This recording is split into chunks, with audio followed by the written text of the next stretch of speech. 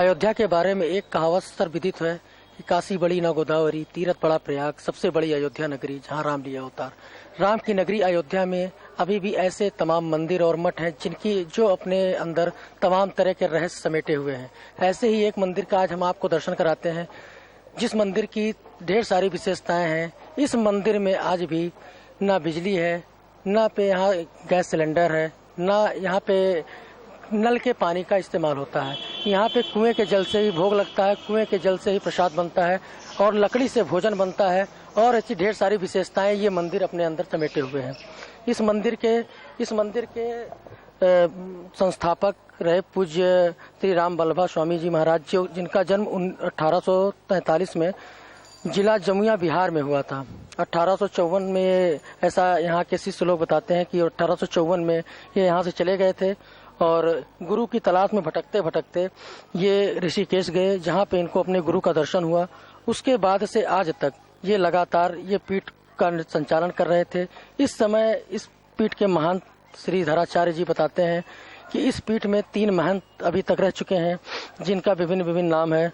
उनके नामों से हम आपको अवगत कराते हैं। उन प्रथम रहे स्वामी श्री प्रसन्ना जी महाराज, श्री राम नयन स्वामी जी महाराज, श्री राघवदास जी महाराज। इस समय वर्तमान में रहे श्री धराचार्य जी महाराज। इस समय हम आपको मंदिर के प्रवेश द्वार पे हम लोग पहुंच चुके हैं। अब मंदिर के प्रवेश द्वार से हम आपको सीधे अंदर लिए चलते हैं, जहां पे हम आपको दिखाएंगे कि आज भी इस मंदिर में इस आधुनिक युग में लकड़ियों पे ही भोजन बनता है और कुएं के जल से ही भोग प्रसाद लगता है। ये आपको हमारे कैमरामैन सीधे दिखा रहे हैं कि कितनी ढेर सारी लकड़ियां इकट्ठा हैं, यहाँ पे एकत्र की गई हैं, जो भक्तों द्वारा लाई जाती हैं। इन लकड़ियों से ही इस मंदिर में भोजन प्रसाद की व्यवस्था होती है, इसी से ही बनता है भोजन प्रसाद। यहाँ पे इस आधुनिक युग में अभी भी का गैस सिलेंडर का इस्तेमाल नहीं होता है। जैसा कि हम अपने कैमरामैन से कहेंगे तमाम दीवारों पे दिखाएं, जो आज की इस आधुनिकता के युग में हर दीवारों में सुराख, हर दीवारों में पाइप पड़ी होती है बिजली की। यहाँ पे बिजली की कोई व्यवस्था नहीं इस मंदिर में। ऐसा यहाँ के महाराज जी बताते हैं कि यहाँ पे कई बार प्रयास किया जा चुका है बिजली लगवाने का, लेकिन सफलता हाथ नहीं लगी है। आधुनिकता के इस युग में जहाँ पे आप तमाम मंदिरों में देखते होंगे जेट पंप और मोटर लगे होते हैं, इस मंदिर में आज भी कुएं के जल से ही भोजन प्रसाद बनता है। हम सीधे आपको उस कुएं का दर्शन कराएंगे जहाँ से जल लेकर इस मंदिर में भोजन और प्रसाद बनाया जाता है।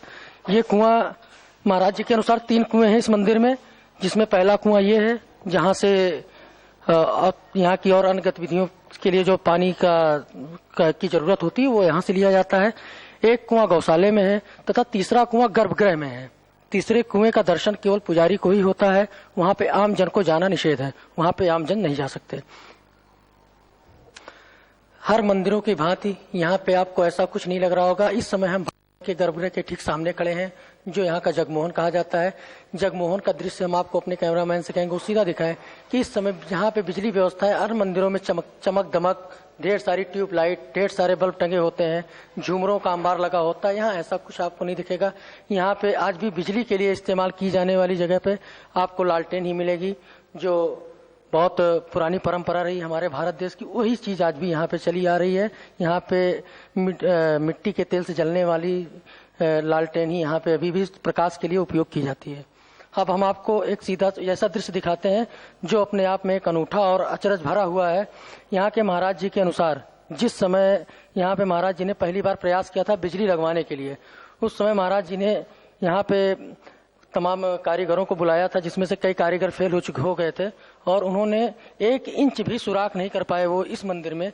ये वो स्थान है जहाँ पे सुराख होना था स्विच बोर्ड लगने के लिए। यहाँ पे स्विच बोर्ड तो दूर की बात, आपको सीधा हमारे कैमरामैन दिखा रहे हैं, यहाँ पे 1 इंच भी सुराख नहीं हो सका। एक जगह थोड़ा बहुत हुआ भी, उसके अलावा जो है यहाँ पे कहीं ऐसा कुछ नहीं हुआ कि जहाँ पे सुराख किया जा सके।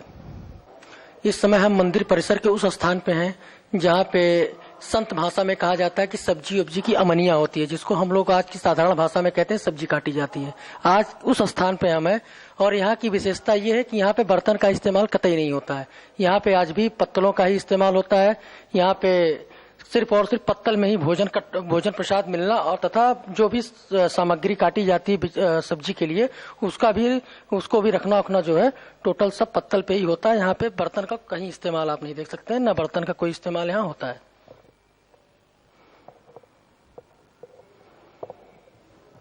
यहाँ पे भोजन प्रसाद की व्यवस्था के बारे में जैसा मैंने आपसे पहले बताया, अब आप उसको सीधा दृश्य देख सकते हैं कि यहाँ पे ना थाली है, ना लोटा, ना गिलास, कुछ नहीं, और प्रसाद की यही व्यवस्था होती है यहाँ पे आने वाले श्रद्धालुओं के लिए, यहाँ आने वाले आगंतुकों के लिए। यहाँ पे जो लोग प्रसाद पाना चाहते हैं उनके लिए यही व्यवस्था है। यहाँ पे भोजन और प्रसाद जो है उनको पत्तल में ही परोसा जाता है। हम मंदिर परिसर के उस स्थान पे खड़े हैं जहाँ पे जो ठाकुर जी के लिए प्रसाद के रूप में दूध गर्म होता है, उस स्थान पे हम आपको सीधे ले चलते हैं। उस स्थान को दिखाते हैं जहाँ पे सिर्फ भगवान के लिए, जो भगवान के लिए भोग लगता है उस प्रसाद के लिए, वहाँ पे दूध और वगैरह गर्म होता है। यहाँ पे ये वो स्थान है जहाँ पे सिर्फ ठाकुर जी के लिए यहाँ से दूध गर्म होके जाता है। इसमें किसी अन्य लोगों का प्रवेश वर्जित है। यहाँ पे कोई अलग जा नहीं सकता है।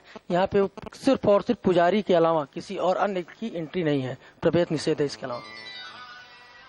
ये वो स्थान है जहाँ पे भगवान के लिए दूध वगैरह गर्म होता है।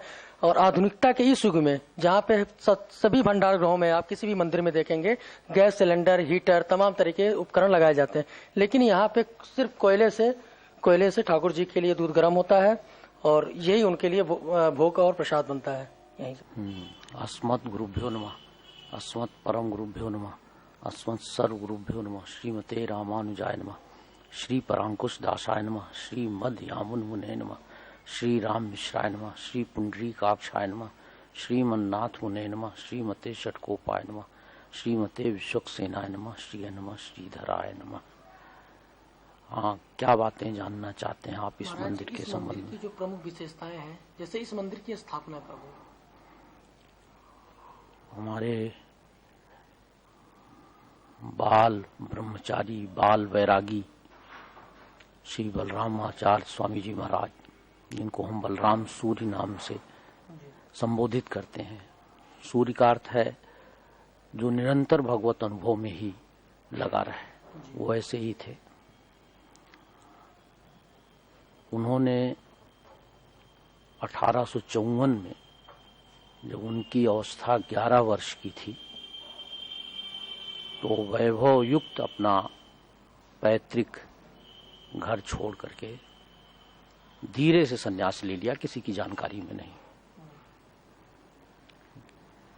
11 वर्ष की अवस्था में ही वो पैदल चल के बद्रीनाथ पहुंचे 1854 में। गुरु की तलाश करते रहे,